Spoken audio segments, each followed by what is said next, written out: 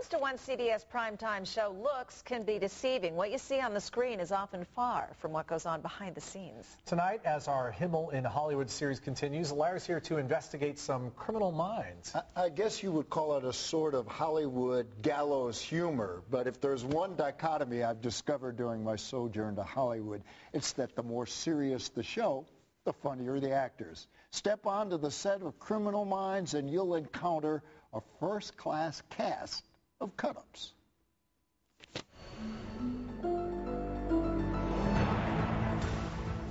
Come with me as we probe the deepest, darkest drama on CBS Primetime, delving into the depths with the cast members of Criminal Minds. We're here on the set of Criminal Minds, so it's time to ask an expert. Would you look into my mind and see if you see anything criminal? Just a little bit of light coming through from the other side. I'm here to ask the tough questions. I hope you're not looking for answers in real life, because I don't have Here to discover if life imitates art. I've never shot a man in real life. Well, I've shot a few, but I haven't killed anyone in real life. Behind the scenes of Criminal Minds, no question is left unanswered. Why did you ask me that? No subject is taboo. What are the Cubs' chances this year? As good as they've been in the last couple hundred years. For the past 5 seasons, the hit show Criminal Minds has pitted a unit of FBI behavioral analysts against the heinous of cycle killers.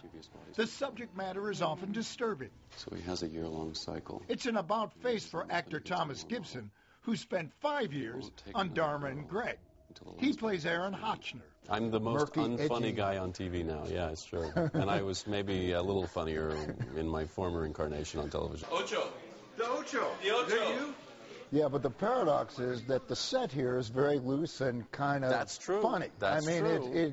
Yeah, you're an observant guy, because it is. It's a really, I mean, I think you'd have to be to do the material that's as grim as this. Actress Paget Brewster agrees.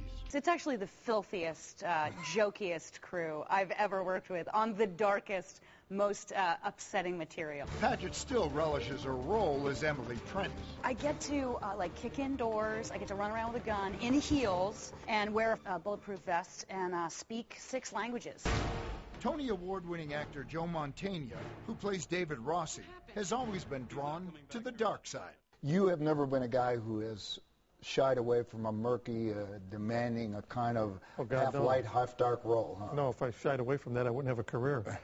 Yeah, no, that's what I like about this character. I mean, you know, Rossi is, you know, especially at my age now. I mean, there's plenty of room for backstory there. Dealing with the most twisted criminal minds week after week has turned this talented ensemble into a cast of cut-ups. I tend to find that usually the darker the material, the darker the atmosphere in terms of the material, of what you're doing, is almost counterpoint to the real atmosphere of the people around it.